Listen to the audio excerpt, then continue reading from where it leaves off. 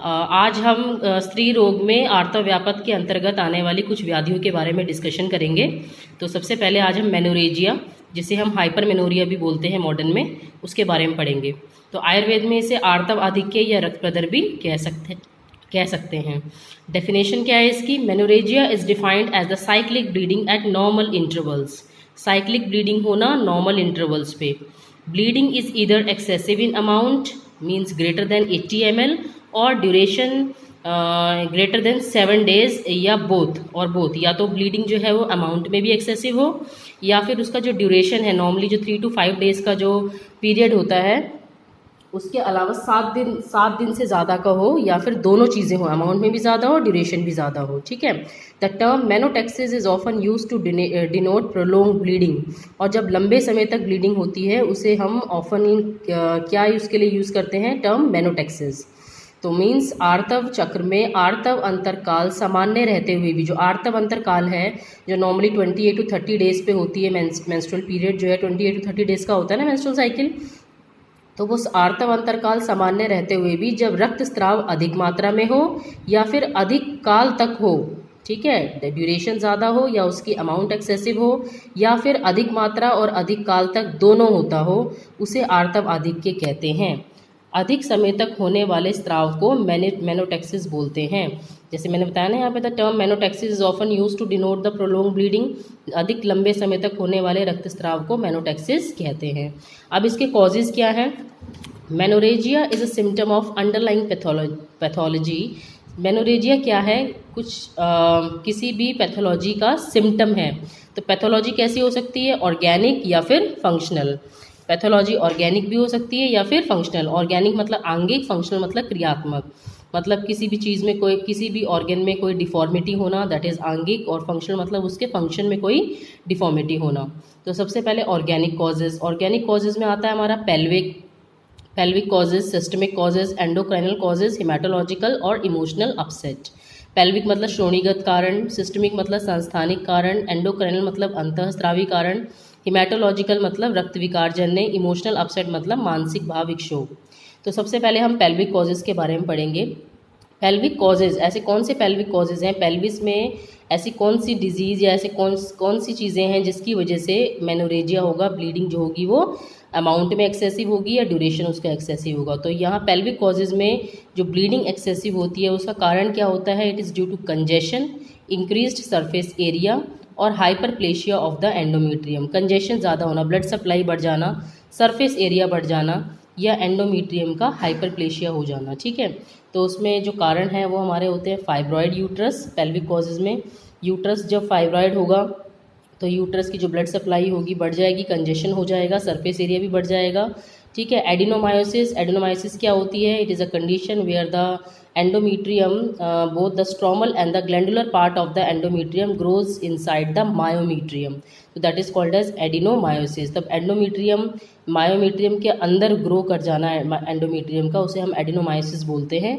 तो इसमें भी क्या होगा? कंजेशन होगा, ब्लड सप्लाई बढ़ जाएगी यूट्रस की।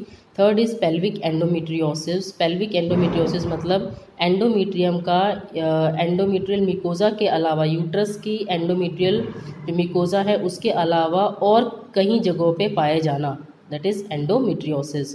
गर्भाशय अंतःकला की अस्थानता। ठीक है। Other the presence of the functional endometrium both the glandular and the stromal part other than the uterine mucosa is called as the endometriosis. D is IUCD in utero, intra uterine contraceptive device का present होना, गर्भ निरोध की उपस्थिति। Chronic tubo ovarian mass, tube में या ovary में बीज ग्रंथि या बीज वाहिनी की कोई वृद्धि होना। ट्यूबरकुलर एंडोमेट्राइटिस, दैट इज़ गर्भाशय अंतःकला यक्ष्मा। अर्ली केसेस में, वो भी लिखा है ना, अर्ली केसेस, जो शुरुआती केस होता है ट्यूबरकुलर एंडोमेट्राइटिस का, उसमें मेनोरेजिया पाया जाता है।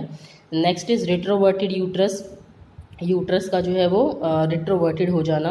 ग्रेनुलोजा cell tumor of the ovary, ovary का जो ग्रेनुलोजा सेल होते हैं, बीज ग्रंथि का अर्बुद, ठीक है। इसमें क्या होगा, ग्रैनुलोजर सेल्स क्या सीक्रेट करते हैं, एस्ट्रोजन बनाते हैं, और ज़्यादा एस्ट्रोजन निकलेगा तो क्या होगा, एंडोमेट्रियम का प्लोरीफरेशन ज़्यादा होगा। तो इसमें लिखा है ना कि हाइपरप्लेशिया ऑफ द एंडोमेट्रियम, इनमें से इन कारणों में जो बहुत सारे कॉजेज़ बताए गए हैं, इनमें या तो कंजेशन होगा, या सरफेस एरिया बढ़ेगा, या फिर एंडोमेट्रियम का हाइपरप्लेशिया होगा। तो ब्लीडिंग, चाहे ब्लड सप्लाई बढ़ जाए, सरफेस एरिया बढ़ जाए, या एंडोमेट्रियम का हाइपरप्लेशिया हो जाए, तो ये कारण होते हैं कि ब्लीडिंग जो होती है वो ज़्यादा होती है, ठीक है। Next is the systemic cause. Systemic cause में लीवर डिसफंक्शन, यकृत के रोग, क्योंकि जब एस्ट्रोजन बनते हैं तो उसको कंजुगेट करने का काम और उसको इनएक्टिवेट करने का काम कौन करता है, लीवर।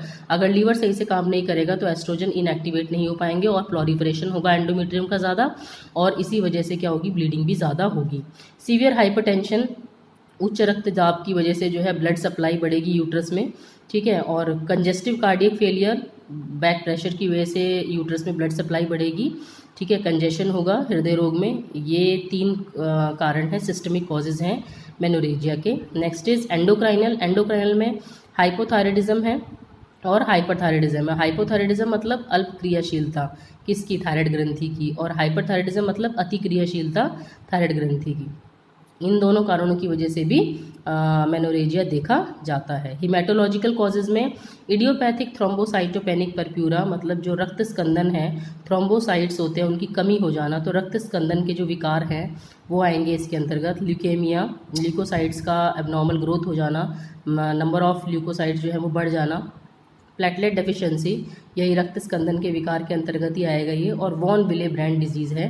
तो ये हिमेटोलॉजिकल कॉजेज़ हैं जिसकी वजह से मेनोरेजिया पाया जाता है। Next is the emotional upset. Emotional मतलब जो हमारे मानसिक भाव विक्षोभ के कारण होने वाला, अगर आप स्ट्रेस ले रहे हो या किसी भी तरह से इमोशनली अपसेट है तो उसकी वजह से भी it is one of the cause of the menorrhagia. So हमने 2 कॉज पढ़े थे, एक ऑर्गेनिक में हमारे पेल्विक, सिस्टमिक, एंडोक्राइनल, हिमेटोलॉजिकल और इमोशनल हुए। Next cause is the functional. Functional मतलब जो किसी भी अंग के फंक्शन में डिस्टर्बेंस होना, ठीक है, उसकी वजह से भी ये मेनोरेजिया पाया जाता है। तो due to the disturbed hypothalamo pituitary ovarian endometrial axis, तो हमारी जो मेंस्ट्रुअल पीरियड्स होते हैं, मेंसेस होती है, उसमें जो कारण होता है उसमें ये हाइपोथैलेमस पिट्यूटरी को स्टिमुलेट करता है, पिट्यूटरी ओवरी को स्टिमुलेट करती है, फिर ओवरी से निकलने वाला एस्ट्रोजन जो होता है वो एंडोमेट्रियम को स्टिमुलेट करता है। तो ये पूरा एक संतुलित जो है चक्र जो है वो चलता रहता है। अगर ये संतुलन बिगड़ जाए, इनका असंतुलित होना, हाइपोथैलेमो पिट्यूटरी ओवेरियन एंडोमेट्रियल एक्सिस का असंतुलित होना, तो ये मतलब जो फंक्शन चल रहा था, यहाँ से इसको स्टिमुलेशन मिल रहा है, इसको इससे मिल रहा है, फिर ओवरी से एंडोमेट्रियम को मिल रहा है, तो ये पूरा जो फंक्शन है वो डिस्टर्ब हो जाना, इसकी वजह से भी मेनोरेजिया हो सकता है। तो हमने कॉजेज़ तो बहुत सारे पढ़े, लेकिन जो मोस्ट कॉमन कॉजेज़ हैं मेनोरेजिया के, जो सबसे ज़्यादा देखने को मिलते हैं मेनोरेजिया में, वो है DUB, that is dysfunctional uterine bleeding. इसके बारे में हम आगे डिस्कस करेंगे। बिना किसी कारण के जब गर्भाशय से अनियमित रक्तस्राव होता है उसे हम बोलते हैं DUB। Next is the fibroid uterus में रसोली का बन जाना, फाइब्रॉयड बन जाना, तो ये भी एक बहुत इंपॉर्टेंट मोस्ट कॉमन कॉज है मेनोरेजिया का।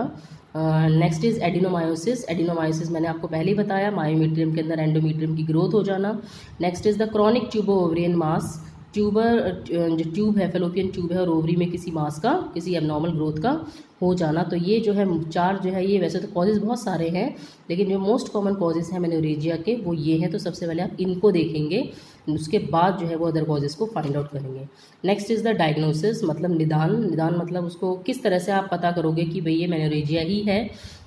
तो you will ask the patient the long duration of flow, मतलब फ्लो जो है वो लॉन्ग ड्यूरेशन का है या नहीं, मतलब आर्तव स्राव का अधिक काल तक होना, मतलब नॉर्मली 3 to 5 डेज़ का है, तो वो पेशेंट अगर कहेगा 7 दिन तक हो रहा है, 8 दिन तक हो रहा है, 10 दिन तक हो रहा है, तो ये लॉन्ग ड्यूरेशन ऑफ फ्लो में आएगा। If the patient is saying there is the passage of big clots, बड़े बड़े क्लॉट्स जो है वो निकल रहे हैं, क्योंकि जब ज़्यादा रक्त निकलता है तो वो क्या होता है, क्लॉट भी ज़्यादा होगा, passage of the big clots, थक्के के रूप में ब्लड का निकलना, इतना ब्लड निकल रहा है कि ब्लड के बड़े बड़े क्लॉट्स आ रहे हैं, तो ये भी एक सिग्नल होता है, सिम्टम होता है कि भाई it may be A menorrhagia. Use of increase number of sanitary pads, patient कितना एक दिन में सैनिटरी पैड जो कितना यूज़ कर रहा है, नॉर्मली 1 या 2 यूज़ करते हैं, लेकिन अगर वो बदल रही है 3 या 4 बदल रही है एक दिन में, 3, 4, 5, तो इसका मतलब ये मेनोरेजिया हो सकता है। पैलर है, ये लो लेवल ऑफ हीमोग्लोबिन है, अगर उसका हीमोग्लोबिन लेवल जो है वो कम है, एनीमिक है पेशेंट, तो ये सारी चीज़ें अगर आप पेशेंट में देख रहे हो कि ड्यूरेशन जो है वो ज़्यादा है,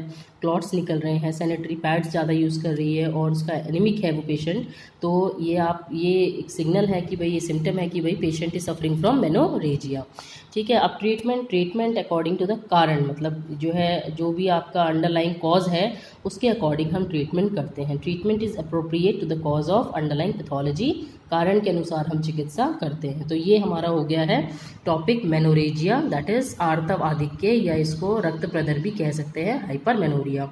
अब हम नेक्स्ट वीडियो में एक किसी नए आर्तव व्यापक के साथ आपके साथ बात करें, तब तक के लिए ऑल द बेस्ट। इसको ध्यान से पढ़िएगा, इंपॉर्टेंट टॉपिक है क्लिनिकली भी और पेपर के अकॉर्डिंग भी।